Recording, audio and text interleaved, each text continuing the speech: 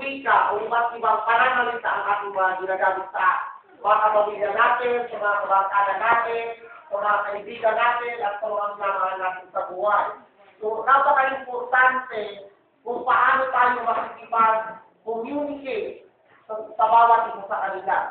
So, napaka-importante pag-aralan natin ang kahalaga ng wika. So, alam mo ba kung paano nagkaiba ang wika at mga dialekto? Ito yung sinasabi ni Ma'am kanina.